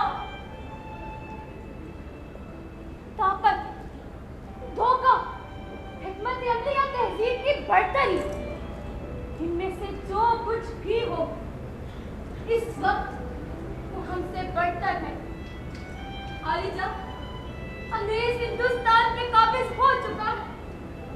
चाहे आप वजह इस बात को कबूल करे या ना करे, लेकिन अंग्रेज अब हिंदुस्तान से जाने वाला नहीं है। सुल्ताने खामोश हो जाओ रुकैया बेगम, खुदारा खामोश हो जाओ। नहीं सुल्ताने मुअज्जम, नहीं, आप हमें इस तरह खामोश नहीं करा सकते। कभी कभार इंसान का सामना ऐसे हालात से होता है जिनका मुकाबला उसकी बस में नहीं होता। आप ये क्यों समझते हैं कि हर शय आपकी मर्जी के मुताबिक होगी? सुल्ताने मुअज्जम, आप जो कुछ कर ले, आप होनी को अनहोनी नहीं कर सकते। हम उन कमजोर लोगों के सामने नहीं झुक सकते जिन्हें हालात ने हमसे बेहतर मर्तबा दे दिया। तो क्या ये सिर्फ अना की जंग है? नहीं रुकैया बेगम, ये खित्ते के मुस्तकबिल की जंग है। अगर अंग्रेज को रोका ना गया तो वो खित्ते की तारीख मस्त कर देगा। फिर सिर्फ उनकी दास्तान और उनकी कहानियां और हम सब उनके अजायब घर की पुतलियां बनकर रह जाएंगे। अंग्रेज को रोकना हिंदुस्तान ही नहीं बल्कि तारीख का हम पर कैंसिल गई बेगम। एक कभी ना पूरा होने वाला ख्वाब है सुल्तान मौसम। काश आप दुनिया को वैसे ही देख सकती जैसे हम देखते। सुल्तान मौसम खत्म हो जाएगा सब कुछ। आपकी जिंदगी हमें बहुत अजीज है। अभी भी वक्त है सुल्तान मौसम, अभी भी वक्त है। आप अपनी जिंदगी बचा सकते हैं। जिंदगी? कुछ लोगों को जिंदा रहने के लिए जिंदगी से बढ़कर भी कुछ दरकार होता है।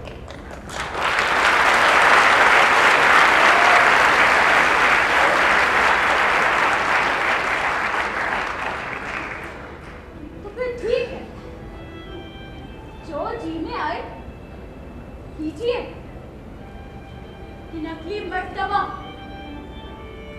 जब अंग्रेजों को अपने बेटे नरमाल बनाकर देने पड़े तो हमारे पास मत आइएगा, हमारे पास मत आइएगा।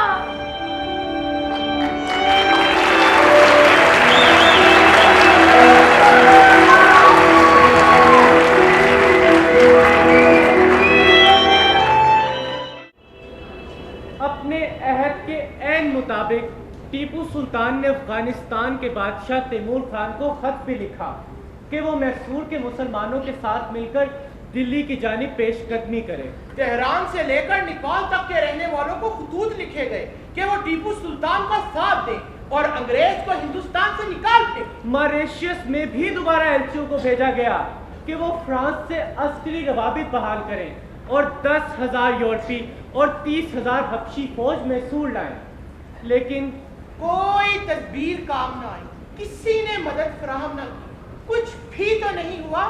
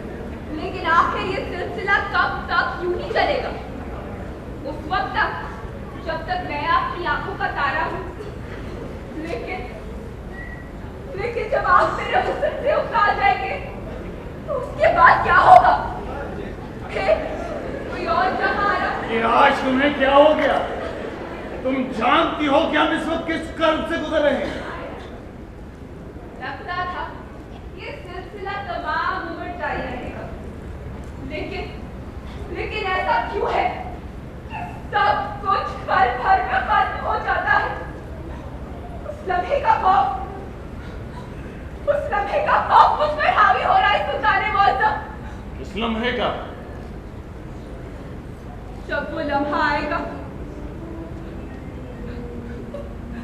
तो सब खत्म हो जाएगा।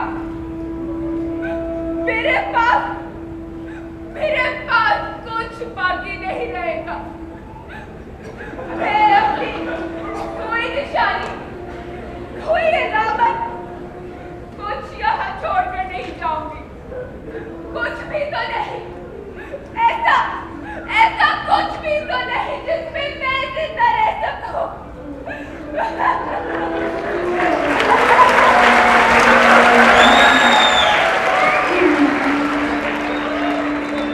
उस दिन कोई कुछ छोड़ कर नहीं जाएगा जहां। लेकिन आपने भी सुल्तान मौजूद, कम से कम आपकी दास्तां तो जिंदा रहेगी। हमें जाना चाहिए अब। रुक जाइए।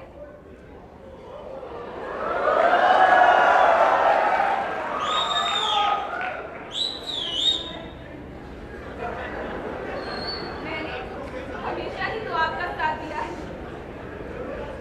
लेकिन कुछ लम्हात ऐसे होते हैं जिनको टाला नहीं जा सकता।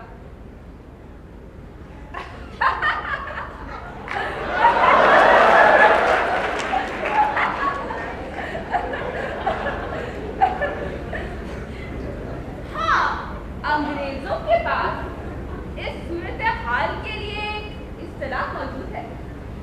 मैंने वो एक सिपाही से सुनी थी। वो कह रहा था कि ये सब इनएविटेबल है। हाँ, इनएविटेबल, यानी कि वो बात जो होकर रहेगी। क्या बोला तुमने? क्या बोला जहाना? तुमने महसूल में हमारे कलम में फरेंगी ज़बान इस्तेमाल की। हमारे कलम में तुम्हारी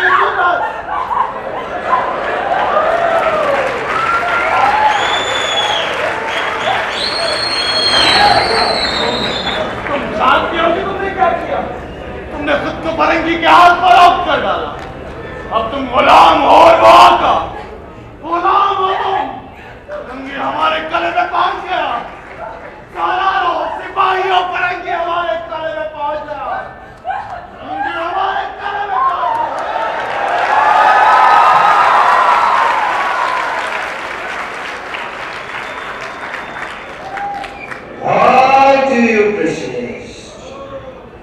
जब तुम जानते हो कि तुम कामयाब नहीं हो सकते, जब तुम जानते हो कि तुम सब कुछ खो चुके हो, सब कुछ, everything। खामोश हो जाओ तुम सब लोग, खामोश हो जाओ।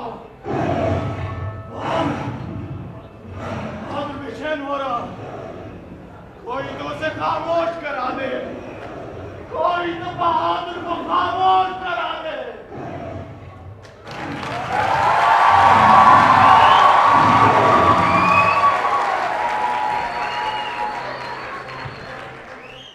सल्तनत मैसूर के वजीरों, जो बात हम कह नहीं सकते थे, कहने का वक्त आ चुका।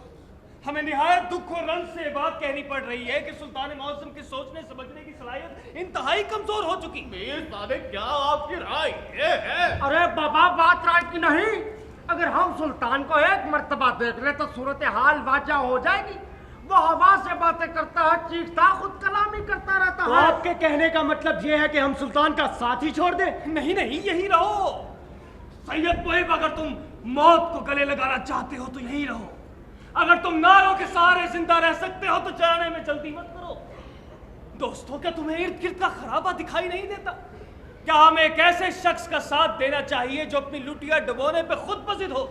तुम लोग इसे वफादारी कहते हो, मीर सादिक इसे जज्बाती बेवकूफी समझता है, लेकिन मैं मरते दम तक सुल्तान के साथ रहूंगा। तो अब बताओ कि हम दोनों में से गुलाम कौन हुआ? लेकिन इंसान, हम सब किसी न किसी शय के गुलाम है सैयद मुहिब, लेकिन इंसान आजाद है और फैसला करने में खुद मुख्तार। तो कहा तुमने अपाहिज होने का फैसला खुद किया था? हमारे फैसला करने की सलाहियत हमारे अंदर और बाहर के कई मामलात के ताबे है सैयद मुहिब। तो मेरे खुदा, ये मामलात किस कदर उलझे हुए हैं? आखिर आप कहना क्या चाह रहे हैं? दोस्तों, क्या तुमने नहीं देखा? इंसान कभी खुद से कुछ नहीं करता, बल्कि इर्द गिर्द के हालात के मुताबिक रद्द अमल जाहिर करता है। बदन खुजाने से लेकर सियासी मामलात तक हमारी दस्तरस में कुछ नहीं होता, सिर्फ रद्द अमल होता है। तो क्या इंतखाब की आज़ादी सिर्फ एक तसल्ली है? अगर हमारे पास इंतखाब की आज़ादी है तो आज हमें जिंदगी और मौत में से किसी एक का इंतखाब करना होगा। अरे सैयद मोहिब, तुम जवान हो, काबिल हो, एक लंबी जिंदगी तुम्हारे सामने पड़ी है। खुद को बर्बाद मत करो। जिस कश्ती में कई सुराख हो चुके हो उसे डूबने से बचाने की बजाय और अपनी जान बचाना ज्यादा अक्लमंदी और हालात का तकाजा है। काश इंसान जो कुछ करता है उसका ज़ारा ना करना पड़ता, वो सब कुछ हमारे ज़मीर पर बोझ ना होता। हम इस कहानी के गद्दार क्यों कर? मुझे बतलाओ, जब जिस्म का एक हिस्सा नासूर बन जाए तो क्या किया जाता है? मैं बताता हूं। जिस्म के उस हिस्से को काट दिया जाता है। ये अमल तकलीफ दे जरूर होता है, लेकिन इसके सिवा कोई चारा नहीं होता। लेकिन उस हिस्से को काट फेंकने के बाद भी जिंदगी का सफर जारी और सारी रहता है। मुझे बताओ, क्या जिंदा रहना गद्दारी है? क्या यही सच है? यही सच है नौजवान, यही सच है। हम सब जानते हैं कि हमें क्या चाहिए, लेकिन क्या हम वो सब कर गुजरने का हौसला रखते हैं? और अगर आज हमने इस लम्हे को गवा दिया तो तमाम उम्र इस लम्हे को गवा देने के दुख में गुजार देंगे। जवाब तो तुम्हारा इंतखाब क्या है? इंतखाब? कैसा इंतखाब? जिंदगी या मौत, टीपू सुल्तान के साथ एक दिन या अंग्रेज के साथ उम्र भर।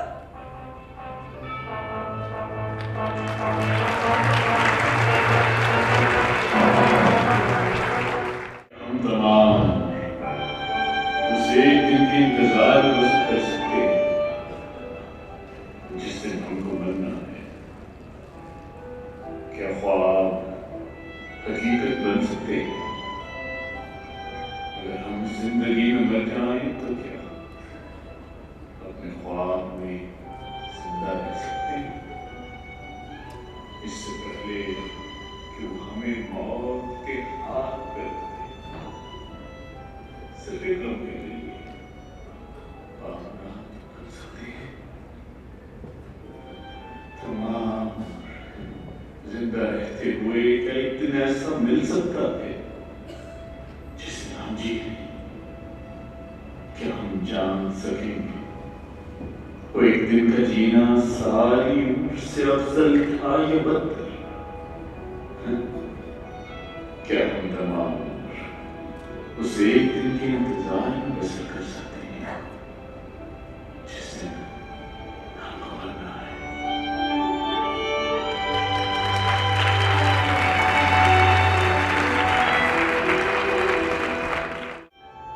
हजूर गजब हो गया, गजब। अंग्रेज ने सुलह के लिए नई शराइत रख दी है। शराइत तो हर इंसान की होती है पूर्णिया, हम शराइत जरूर सुनेंगे। अरे हद हो गई। सुल्तान मुअज्जम, पहली शर्त, टीपू सुल्तान अपनी सेना से तमाम यूरोपीय सिपाहियों को निकाल देगा। सुल्तान मुअज्जम, दूसरी शर्त, टीपू सुल्तान अपनी बकिया सल्तनत का निस्फ भी अंग्रेज को सौंप देगा। सुल्तान मुअज्जम, तीसरी शर्त, टीपू सुल्तान अंग्रेज को इस जंगबंदी के बदले 2 करोड़ जुर्माना अदा करेगा। और आखिरी शर्त, टीपू सुल्तान अपने चारों बेटे अंग्रेज को बतौर जमानत भिजवाएगा। वो आखिर हमसे सरंगापटम की चाबियां क्यों नहीं मांग लेता मीरजादे?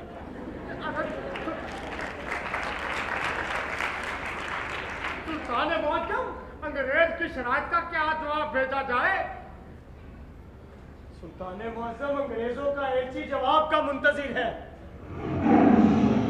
बहादुर, तुम जानते हो कि हैदर अली के पास शेरों का एक ऐसा झुंड मौजूद था जिस पर फख्र किया जा सके। तमाम शेर हैदर अली को सलामी देते थे सवाए एक शेर के। तुम जानते हो उसका क्या नाम? सुल्तान मुअज्जम, अंग्रेज को क्या जवाब भेजा जाए? अलीजा, अगर जवाब ना भेजा गया तो जंग बंदी खत्म हो जाएगी। उसका नाम बताओ सैयद मोहिब। अलीजा, उसका नाम बहादुर है, शेर मैसूर। अलीजा, आप क्या कहना चाह रहे हैं? मैं समझा नहीं। जल्द समझ आओगे। हम ऐसी दुनिया में बसते हैं जहां हालात मुकम्मल तौर पर हमारे ताबे नहीं होते, लेकिन कहानी यहां खत्म नहीं होती। अभी कहानी में कुछ और होना बाकी है, कुछ और। अलीजा, आप खुदारा बैठ जाइए। क्या तुम मेरा मजाक उड़ा रहे हो सैयद मोहिब? मैं और आपका मजाक खुदारा ऐसा मत कहिए। अरे सैयद मोहिब, बेहतर होगा इस वक्त सुल्तान को अकेला छोड़ दिया जाए। हाँ, तखलिया। चलो सैयद मोहिब।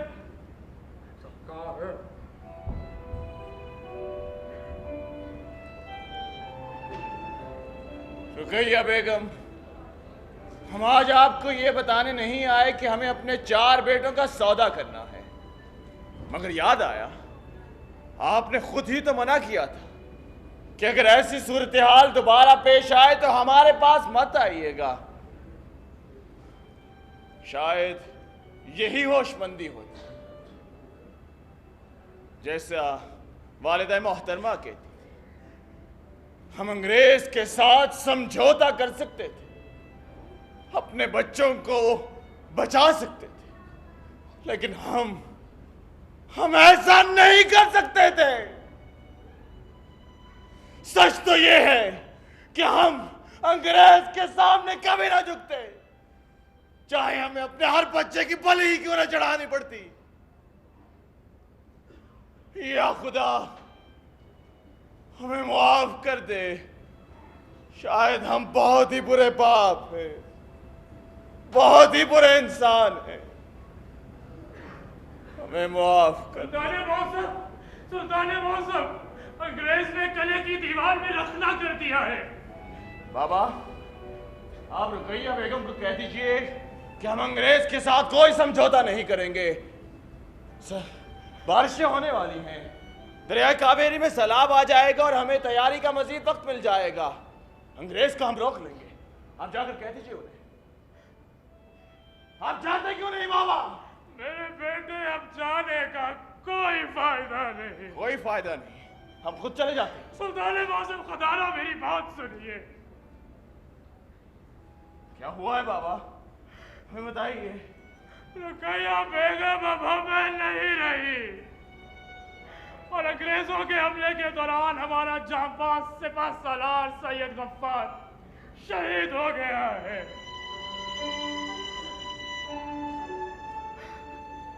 बाबा, ये खबर सिर्फ हम तक ही रहेगी। हम रुकैया बेगम की तदफीन खामोशी से करेंगे। जो हुक्म सुल्तान मौसम।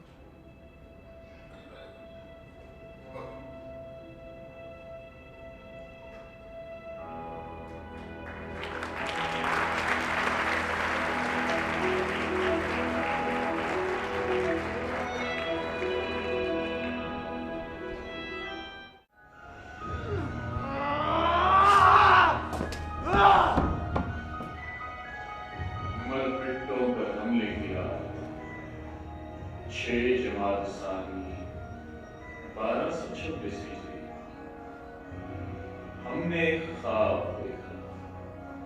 हमने देखा कि हमारे रूबरू 3 औरतों को लाया गया। औरतें आहिस्ता आहिस्ता हमारे करीब आई। वो औरतें हरगिज़ न थी, बल्कि औरतों के रूप में हमारे दुश्मन मरहट्टों का सरदार हरिपत परखिया, निजाम अली खान और फरंगी ब्रेंसली थे। Why do you persist? जब तुम जानते हो कि तुम कामयाब नहीं हो सकते, जब तुम जानते हो कि तुम सब कुछ खो चुके हो, सब कुछ everything.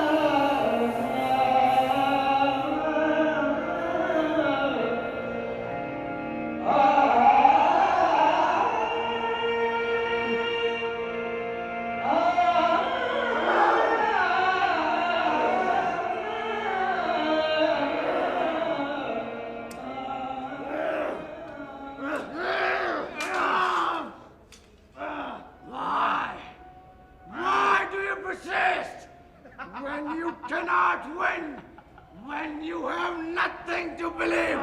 Let him out! तुम अब तक क्यों कायम हो?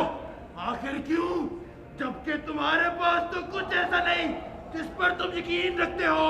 क्योंकि मेरा ईमान है। ईमान? कैसा ईमान? What do you believe?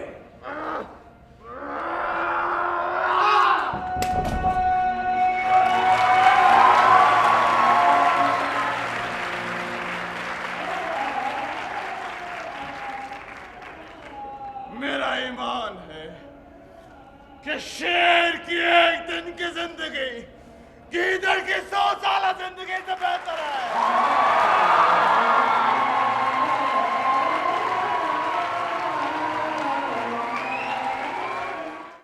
Qutubuddin, हम फिर से कहानी के उस मुकाम पर आ पहुंचे हैं जहां से कहानी का आगाज हुआ था। क्या तुम्हें वो रात याद है जिस रात अंग्रेज हमारे गले में दाखिल हुए थे? मेरी जान छोड़ो, मुझे कहानी आगे नहीं सुनानी। याद है वो रात जिस रात अंग्रेज फौज ने किले की दीवार में रखना किया था? याद है कि टीपू भी दस्तरखान पर बैठा ही था कि अचानक दाएं जानिब से शोर-गुल सुनाई दिया, और जहां से शोर-गुल और गनगरज की आवाज सुनाई दे रही थी, टीपू सीधा वहीं पहुंचा। टीपू के लिए वो वक्त इंतहाई अजियतनाक था। अंग्रेज फौज बगैर किसी मुदाफियत के किले में दाखिल हो चुकी। मैसूरी फौज ने उनके रास्ते में किसी किस्म की रुकावट नहीं डाली। चंद ही लम्हों में टीपू ये तल्ख हकीकत जान चुका था कि उसके साथ गद्दारी की गई है। उसे समझ जाना चाहिए था कि खेल अब खत्म हो चुका है। कहानी के तमाम किरदारों ने अपना अपना किरदार भी अदा कर दिया और कहानी भी खत्म हुई। कुतुबुद्दीन नहीं अहमद खान, कहानी अभी खत्म नहीं हुई। कहानी का अंजाम अभी बाकी है। अंजाम? हाँ। सुल्तान मौसम, मेरे लिए क्या हुक्म है? बाबा, हमने कई मर्तबा आपसे तलखी बरती, अगर हो सके तो हमें मुआफ कर दीजिएगा। मेरी जान भी आप पर कुर्बान शहजादा मौसम। हमारी शमशीर ढाल दीजिए। हमेशा की तरह ये आज भी आपके हाथों की जीनत बनने को बेचैन है। शेरों के शेर को आजाद कर दो बाबा, ये हमारा आपको आखिरी हुक्म है। क्या शेरों के शेर बहादुर को आजाद कर दूं? अलीजा आपके खानदान ने तो उसे बरसों पाला है। हाँ, लेकिन शायद उसे पालना ही गलत था। बहादुर तो मैसूर की आजादी की अलामत है। अलामतें वो नहीं होती जो हम बनाने की कोशिश करते हैं बाबा। जाइए, बहादुर को हमेशा हमेशा के लिए आजाद कर दीजिए। जी हुजूर, मैं उसे अभी आजाद कर देता हूँ। क्या तुम्हें याद है कि फिर टीपू ने क्या कहा? हाँ, एक एक हर्फ वो मुड़ा, हमारी जानिब देखो और यूं मुखातिब हुआ। तुम्हारे पास इंतखाब की आजादी है, गुलामी, जमा। हमें क्या करना चाहिए? वो तो सीधा अंग्रेजों की जानिब बढ़ रहा है। मैं नहीं जानता, सैयद मोहिब से पूछते हैं। सैयद मोहिब, सैयद मोहिब, हमें क्या करना चाहिए सैयद मोहिब? हम सब जानते हैं कि हमें क्या करना चाहिए, लेकिन क्या हम वो सब कर गुजरने का हौसला रखते हैं? और आज अगर हमने खौफजदा होकर इस लम्हे को गंवा दिया तो तमाम उम्र इसे इस लम्हे को गंवाने के दुख में गुजार देंगे। जवाब दो, तुम्हारा इंतखाब क्या है? इंतखाब? कैसा इंतखाब? जिंदगी या मौत? टीपू सुल्तान के साथ एक दिन या फिर फरंगी के साथ उम्र भर? यही वो लम्हा है दोस्तों। बसा औकात जिंदगी का एक लम्हा उम्र भर पर सबकट ले जाता है। आखिर तुम कहना क्या चाहते हो? हम ऐसी दुनिया में बसते हैं जहां हालात हमारे ताबे नहीं होते, लेकिन कहानी यहां खत्म नहीं होती। जानते हो क्यों? क्योंकि हम सबको जिंदगी में एक लम्हा ऐसा जरूर मिलता है, वो लम्हा हमें अपनी जिंदगी की कहानी का मुसन्निफ बना देता है। इस कहानी का आगाज हम नहीं करते, लेकिन इसका अंजाम हमारी मर्जी के ताबे होता है। आज इस लम्हे हम दुश्मन से रहम की भीख मांग सकते हैं या यहाँ रहकर उसका मुकाबला कर सकते हैं। और याद रखना, यहाँ सिर्फ मौत है, जहाँ हम मट्टी में मिल जाएंगे। लेकिन हम दुश्मन को यह बता देंगे कि हवा उस मट्टी को उड़ाकर उसके चेहरे पर डाल देगी और जब भी मैसूर में धूल उड़ेगी वो दुश्मन को बताएगी कि हम आजाद थे। आज इस लम्हे मैसूर आजाद है। आज का दिन याद रखना दोस्तों, आज तुम में से कोई गुलाम नहीं। तुम्हारा मुल्क तुम्हारा है। बारिश तुम पे बरसती है, धूप तुम पे पिघलती है, हवा तुम पे निछावर होती है। ये सब कुछ तुम्हारा है। ये लम्हा याद रखना दोस्तों, इस लम्हे तुम तन्हा खड़े हो और ज्यादा देर खड़े नहीं रह पाओगे, लेकिन जब तक खड़े हो मैसूर आजाद है। यही वो लम्हा है दोस्तों, अपनी कहानी का अंजाम तय करो। ये है मेरी कहानी का अंजाम। जब तक जान में जान है मैसूर आजाद है। ये है मेरी कहानी का अंजाम। जब तक जान में जान है मैसूर आजाद है। ये है मेरी कहानी का अंजाम, बल्कि हमारी कहानी का अंजाम। जब तक जान में जान है मैसूर आजाद है।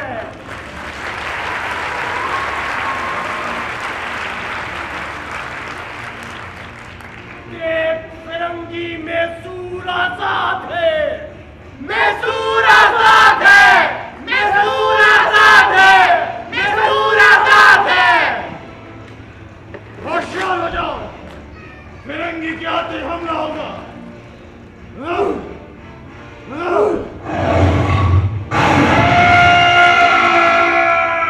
बहादुर,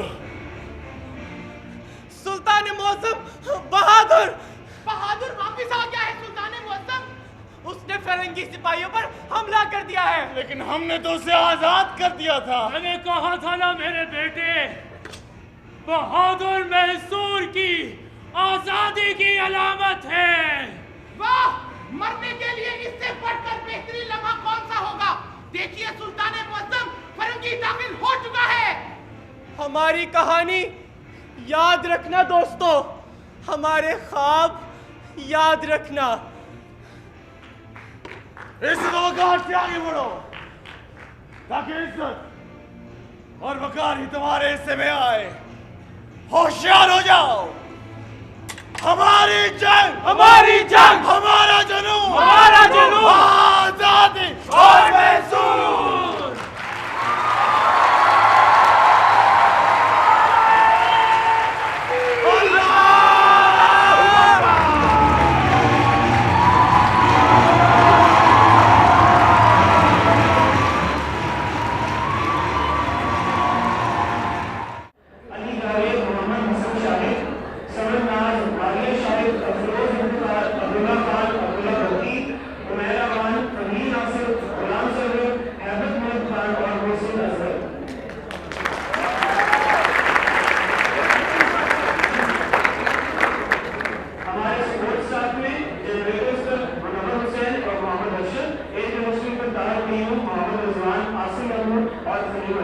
फोटोग्राफी में जीसीयू के photographer Mohammad Nabeen, transport office, security office, drivers, आने वाले इमरान, ये सबका साथ हमारे साथ मौजूद।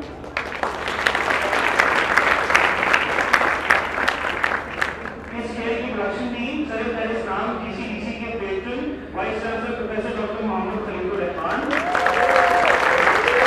जीसीडीसी काउंसिल लेवल कमेटी के chairman doctor Khalid Mansoor Bhatt, programme officer mister Tariq Salman Khan Farani, GCDC के कोच मैनेजर और